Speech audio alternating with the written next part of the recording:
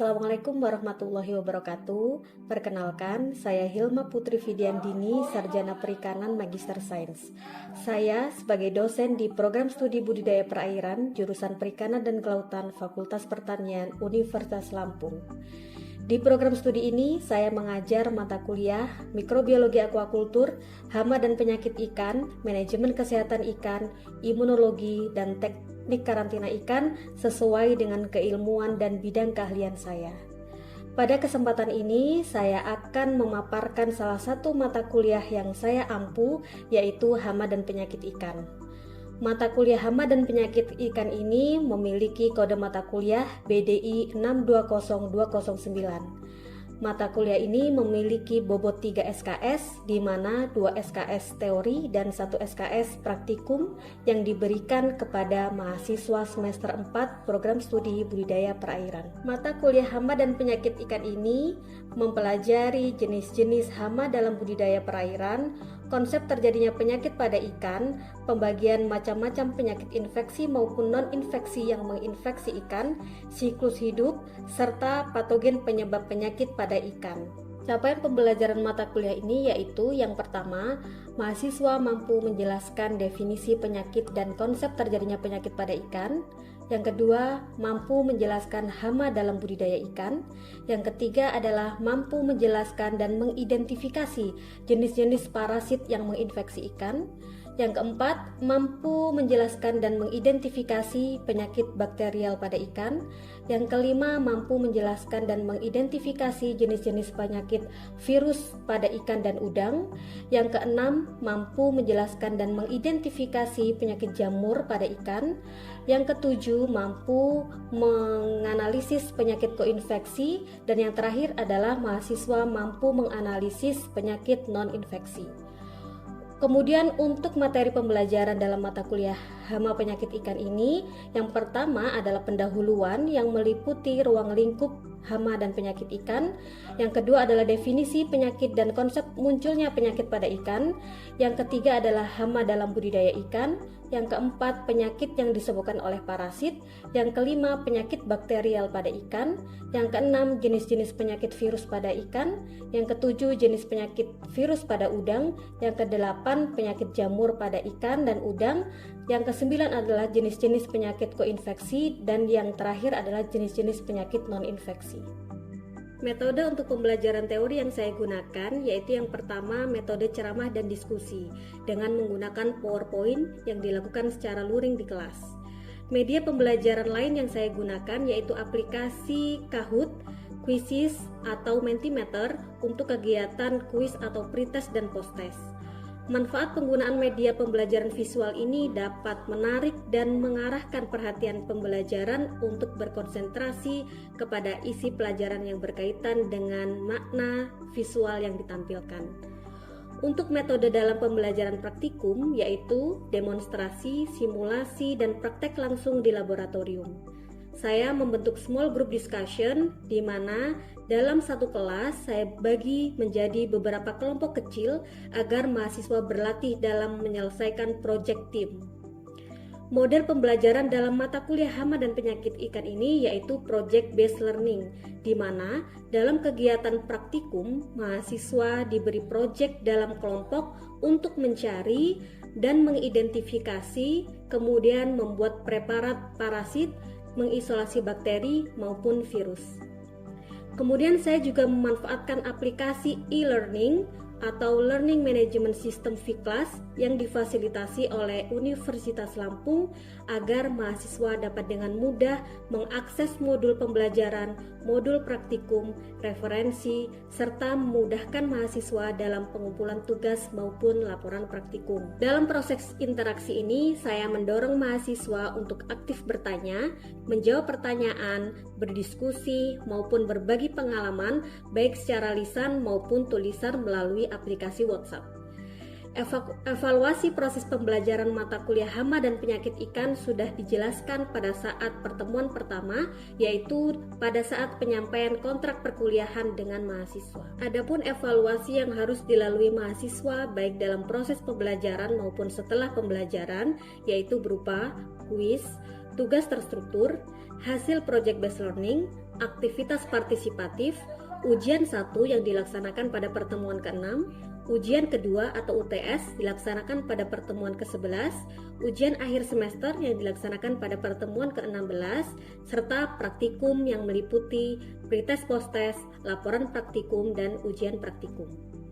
Kemudian, untuk sistem penilaian serta prinsip asesmen yang terdiri dari hasil tim based project sebesar 25%, aktivitas dalam tim based project sebesar 25%, tugas terstruktur sebesar 5%, kuis sebesar 5%, ujian 1 sebesar 10%, ujian 2 atau UTS sebesar 10%, ujian akhir semester sebesar 10%, serta praktikum sebesar 10% yang terdiri dari beberapa komposisi yaitu pretest, posttest, laporan praktikum, serta ujian praktikum. Sekian yang dapat saya sampaikan terkait proses pembelajaran mata kuliah hama dan penyakit ikan. Selanjutnya, saya akan menampilkan video pengajaran mata kuliah hama dan penyakit ikan dengan materi pertemuan keempat, yaitu penyakit infeksi pada ikan yang disebabkan oleh parasit. Terima kasih. Wassalamualaikum warahmatullahi wabarakatuh.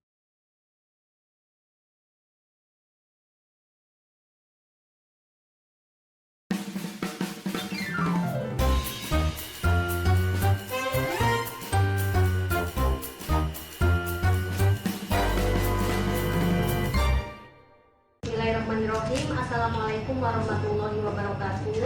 Waalaikumsalam warahmatullahi wabarakatuh. Selamat siang semuanya. Siang, Bu. Apa kabar hari ini? Alhamdulillah. Oke, terima kasih yang sudah hadir tepat waktu pada siang hari ini. Pada pertemuan hari ini, yaitu pertemuan keempat, kita akan membahas mengenai penyakit ikan yang disebabkan oleh parasit. Kalau minggu lalu kita sudah membahas mengenai hama pada kegiatan budidaya. Kira-kira ada pertanyaan kah untuk materi sebelumnya? Sudah cukup jelas ya? Oke, kita bisa lanjut untuk materi hari ini. Untuk agenda kita pada hari ini, yaitu yang pertama adalah nanti akan saya paparkan mengenai capaian pembelajaran. Yang kedua adalah pemahaman istilah-istilah yang sering digunakan dalam penyakit parasit pada ikan. Kemudian yang ketiga adalah jenis-jenis ektoparasit dan endoparasit dan penyakit yang ditimbulkan. Kemudian gejala klinis ikan yang terinfeksi, siklus hidup parasit, dan yang terakhir karena ini buku 4 jadwalnya kuis, nanti di akhir materi akan ada kuis.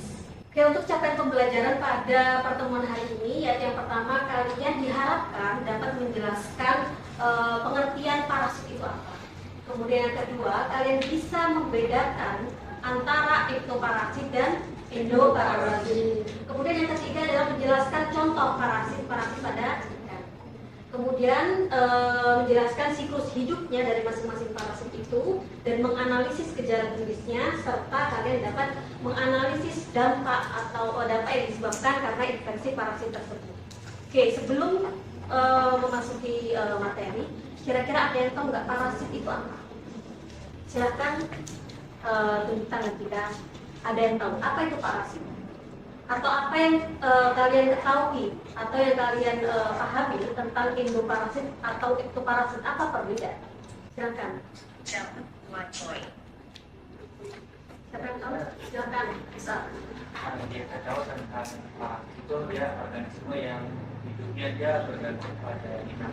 Jadi kalau ditanya tentang perbedaan ektoparasit atau endoparasit, itu kalau ekto dia berada di luar bagian permukaan tubuh organisme.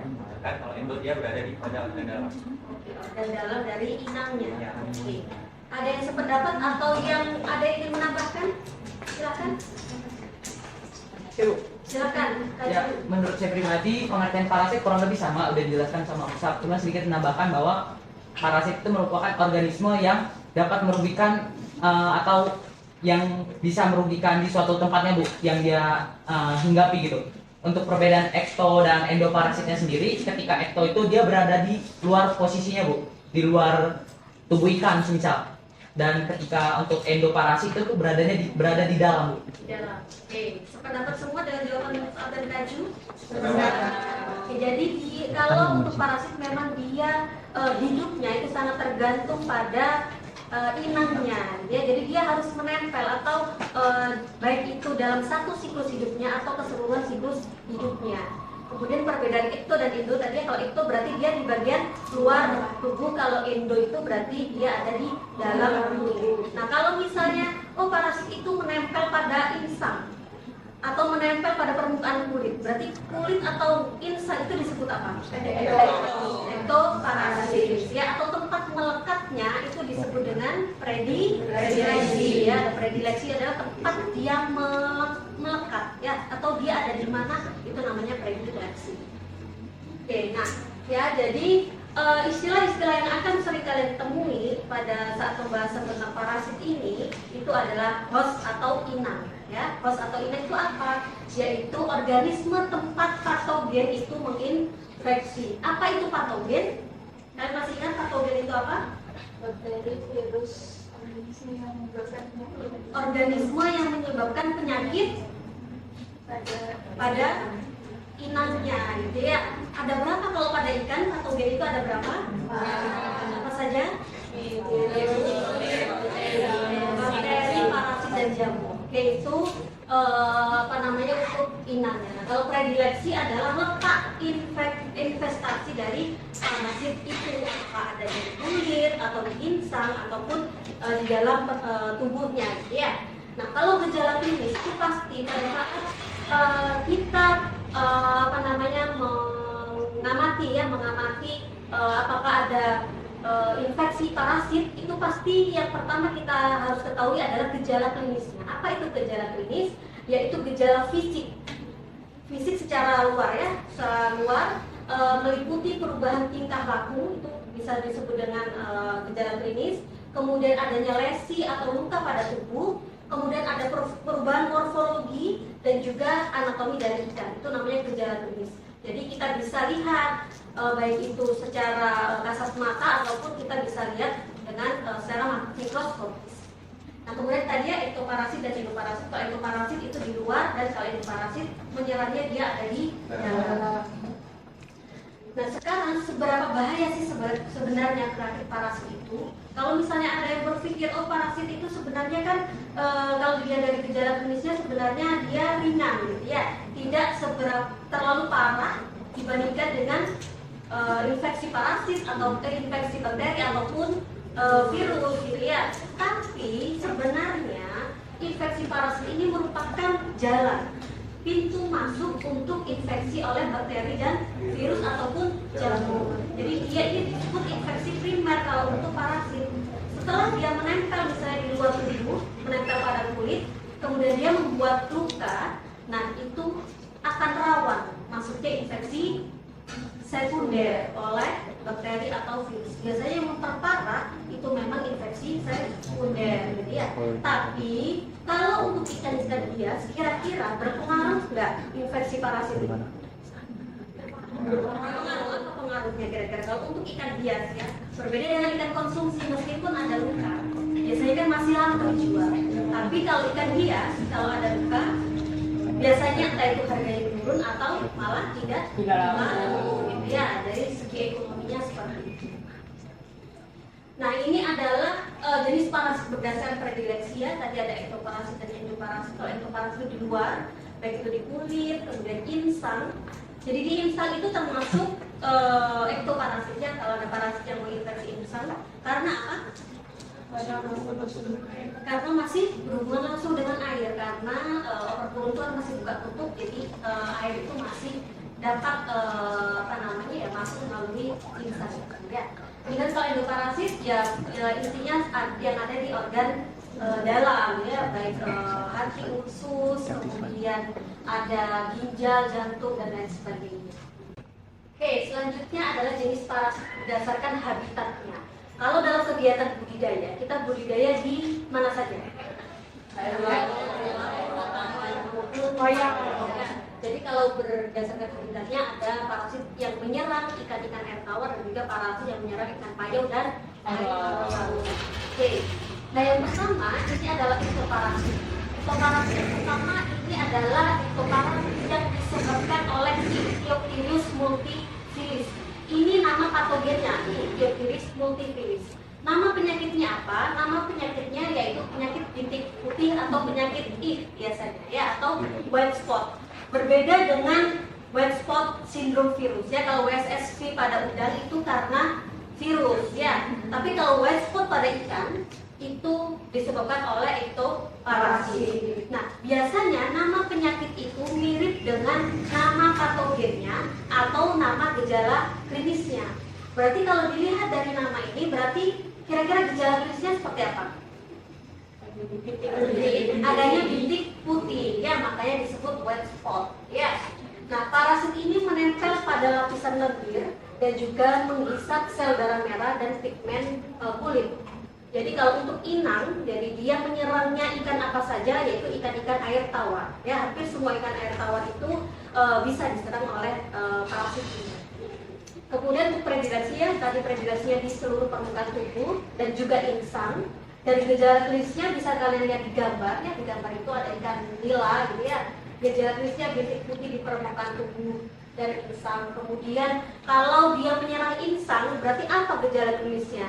Biasanya dia sulit bernafas gitu ya. Nah, kemudian adanya pendarahan, kalau memang infeksinya berat itu pendarahan gitu ya. Dan juga lendirnya biasanya dihasilkan itu lebih banyak ya. Nah, untuk siklus hidup, jadi untuk siklus hidup ini ada fase parasiter. Jadi kalau fase parasiter berarti dia harus menempel pada tubuh inangnya ya. Kemudian pada saat dewasa dia akan lepas di air. Kemudian pada saat lepas di air dia akan seperti bertelur ya, bertelur menghasilkan presis yaitu tropozoid itu. Jadi pada saat fase tropozoid itu dia masih mengapung, ya masih berenang-renang di perairan atau masih terbawa arus atau bersifat vapor ya. Kemudian pada fase siste dia sudah mulai menghasilkan tomit-tomit itu ada di dalam siste tersebut. Nah, tomit itulah yang akan keluar gitu ya, menjadi teron dan meninggalkan sistenya itu. Pada saat jadi teron itu sudah dilengkapi dengan alat geraknya apa namanya? Silia. Ya, jadi silia itu yang untuk dia berenang untuk mencari inang. Ya, pada saat fase teron dia akan mencari inang dan kemudian pada saat dia sudah dapat inang maka dia akan tumbuh dewasa pada inang. Seperti itu untuk siklus hidup. Nah, ini adalah ektoparasit yang kedua yaitu Trichodina sp. Nama penyakitnya yaitu Trichodiniasis ya. Jadi ini karena protozoa. Inangnya juga ikan-ikan air tawar, predileksinya juga sama ya di permukaan tubuh dan juga inang. Gejala klinisnya ini sebenarnya semua ikan yang sakit itu tentu ada gejala klinis tidak nafsu makan, ya. Kemudian susah bernafas dan sulit berenang. Nah, biasanya kalau untuk Trichodina ini biasanya dia seperti membentuk lubang, karena bisa dilihat dari morfologinya di bagian tengah dia itu seperti memiliki jeruji. Ya, ada jeruji, kemudian fungsinya adalah untuk kalau istilahnya itu melubangi ya, melubangi kulit. Jadi kalau infeksinya parah biasanya ada lubang-lubang di permukaan tubuh dan juga kalau lama-kelamaan itu akan menghitam. Tapi memang kita tidak bisa menduga oh ini pasti terinfeksi Trichodina gitu ya. Karena apa? Karena ukuran dari parasit ini adalah mikroskopis, sehingga untuk memastikan apakah ini benar-benar karena Trichodina atau karena Ichthyophilus multifilis itu kita harus ada pengecekan laboratorium. Ya, kita bisa scraping permukaan tubuh, kemudian kita letakkan di cover glass, objek glass, kemudian kita bisa lakukan pengamatan di bawah mikroskop. Nah, ini ada beberapa penelitian gitu ya tentang investasi dari Trichodina dan masih banyak penelitian yang lain, nanti kalian bisa baca di Viplas. Di Viplas sudah saya berikan referensi. Nah, kemudian ini Dactylogiriasis. Dactylogiriasis ini disebabkan oleh Dactylogirus sp. Ya. Dactylogirus sp ini termasuk dalam trematoda dan menyerang tidak hanya ikan-ikan air tawar tapi juga ikan-ikan air laut. ya, ikan-ikan yang dipelihara di KJA itu biasanya juga ada yang terinfeksi oleh Dactylovirus. Dan ini predileksinya hanya di insang, kita temukan di insang gitu ya. Jadi kalau secara mikroskopis, kalau diamati dengan mikroskop itu bisa kalian lihat, jadi seperti cacing yang menempel pada insang seperti itu. Dan biasanya dia bergerak-gerak gitu ya kalau dia masih hidup. Nah kemudian untuk morfologinya, cirinya bisa kalian lihat di gambar itu ya. Jadi kepala Dactylovirus itu terdiri dari 4 lobus atau seperti lekukan. Itu kalau Dactylovirus. Nanti ada seperti kembarannya ya, Gyrodactylus. Tapi kalau Dactylovirus itu ada 4 lekukan atau kepalanya ya, 4 lobus dengan 2 pasang mata. Berarti kalau 2 pasang mata berapa spot, berapa titik? 4 titik. Itu adalah ciri yang umum ya. Kalau kalian ingin mengidentifikasi, nanti biasanya untuk Dactylovirus atau Gyrodactylus yang pertama adalah kalian lihat lobusnya ada berapa dan juga eye spotnya itu ada berapa. Kalau 4 itu berarti Dactylovirus ya.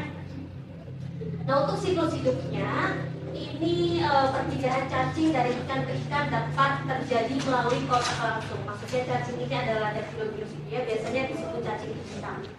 Nah kemudian parasit ini memiliki siklus hidup secara langsung atau hidup tanpa inang antara. Nah kemudian cacing dewasa bersifat hermafrodit, yaitu masing-masing memiliki 2 alat reproduksi. Jadi tanpa adanya perkawinan itu sudah bisa bereproduksi. Nah kemudian Dactylovirus bersifat ovipar, lalu dilepaskan ke dalam air kemudian menetas menjadi larva dan berkembang sebelum menemukan inang baru. Di sini yang fase dewasa itulah dia akan menempel pada inang. Nah ini yang saya bilang tadi seperti kembarannya ya, ini adalah Gyrodactylus. Kalau yang tadi apa namanya? Dactylovirus. Kalau Dactylovirus memiliki berapa lobus? 4. Dan juga 2 pasang mata ya.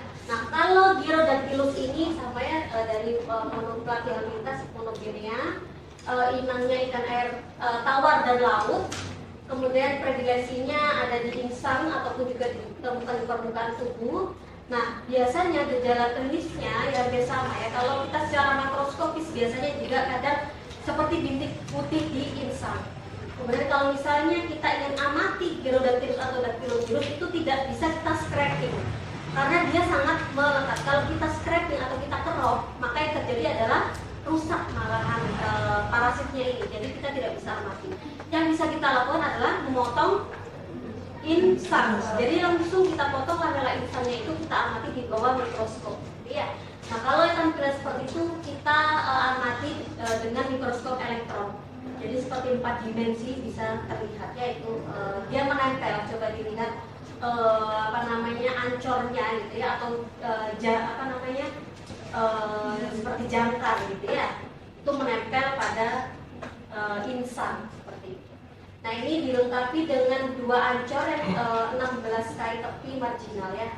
Di bawah itu kalau kita hitung seperti duri-durinya itu jumlahnya adalah 16 gitu ya. Kemudian untuk lobusnya dia hanya 2 lekukan kalau Gyrodactylus, berbeda dengan Dactylovirus yang 4 lekukan.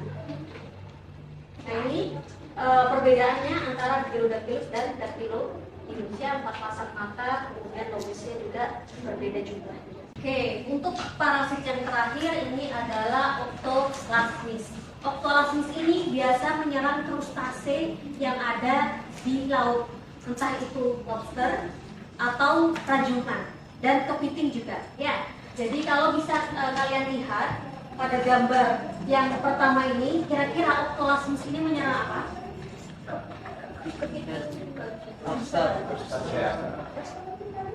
Menyerang bagian luarnya. Ya, menyerang kepiting atau lobster. Lobster, ya, dia menyerang lobster di bagian insangnya. Ya, dia menancap di bagian permukaan tubuh. Kemudian kalau yang gambar A itu dia menyerang rajungan. Kalau yang gambar A itu hasil riset kakak tingkat kalian, jadi dia mengidentifikasi ektoparasit yang menyerang pada rajungan, ditemukan salah satunya yaitu Octolasmis, dia menempel pada insang. Kemudian Kalau yang gambar selanjutnya ini adalah hasil riset dosen, ya. Octolassmus ini menyerang lobster, ya. Bentuknya seperti kecambah. Kalau kalian lihat di morfologinya, bentuknya seperti kecambah dan dia menancapnya sangat kuat. Pada saat penanganannya itu sangat sulit untuk lepas sendiri. Jadi harus kita cabutin satu. Ya. Kemudian kita bisa beri antiseptik untuk menghindari adanya infeksi sekunder. Nah, ini adalah siklus hidupnya. Jadi mulai dari premokrab gitu ya, ada siprit, kemudian dia akan berubah menjadi exovi, kemudian dia akan berubah seperti kecambah gitu ya, dan itu yang akan menyerang krustasi. Itu untuk siklus hidup Octolassmus. Baik, itu mungkin yang bisa saya sampaikan. Silakan jika ada yang ingin ditanyakan. Ini salah satu penyebab dari penyakit sirip merah yang ada di ikan air tawar. Terima kasih. Oke, terima kasih Janu atas pertanyaannya. Kalau untuk penyakit sirip merah yang biasa disebut oleh budidaya, penyakit sirip merah itu biasa disebabkan oleh penyakit bakterial. Karena kalau untuk Trichodina ini biasanya memang dia memelubangi ya permukaan tubuh, tapi belum sampai dia menyebabkan pendarahan, kecuali kalau memang infeksinya itu infeksi yang berat. Kalau memang banyak gitu ya, dan juga ditambahi dengan infeksi sekunder.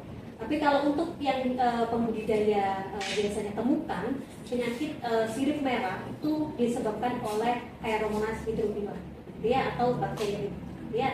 Karena kalau untuk penyakit bakterial memang dia memang rawan untuk menyebabkan pendarahan. Dia efeknya memang cepat untuk pendarahan seperti itu. Terima kasih Janu. Oke, untuk materi dan juga referensi sudah saya upload di Fika. Silahkan nanti kalian bisa mengakses di kelas kalian dan bisa membaca kembali. Oke, sebelum saya menutup materi hari ini, silahkan join quiz. Silahkan kalian buka Kahoot.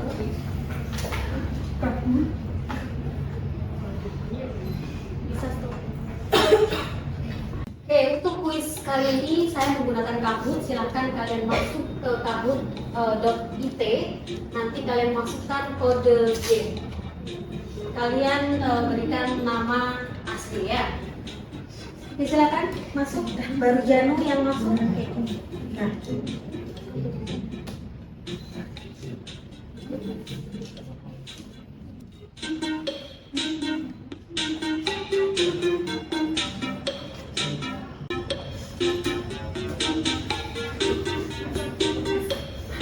Oke, sudah semua ya.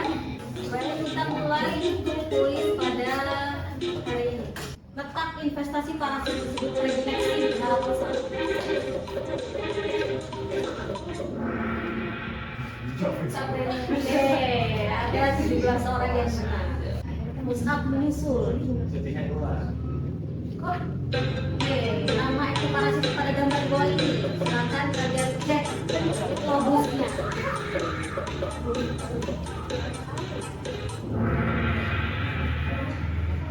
Oke, 14 orang benar. Oke, Lisa mulai naik dan posisi pertama masih dari Lisa. Udah yang lain, silakan. Lernia sedikit dari.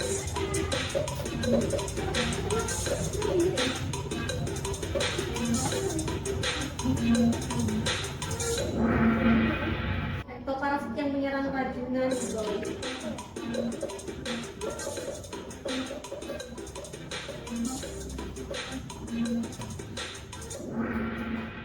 Oke, semua menjawab benar. Oke, pertanyaan terakhir. Pengendalian infeksi Lernia dapat dilakukan dengan cara memilih bagian tubuhnya.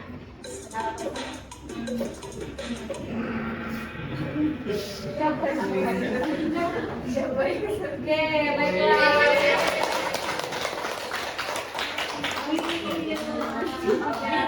Pada kuis hari ini. Baik, terima kasih. Semoga pertemuan hari ini bermanfaat dan insya Allah kita bertemu pada pertemuan berikutnya. Saya akhiri, wassalamualaikum warahmatullahi wabarakatuh. Waalaikumsalam warahmatullahi wabarakatuh.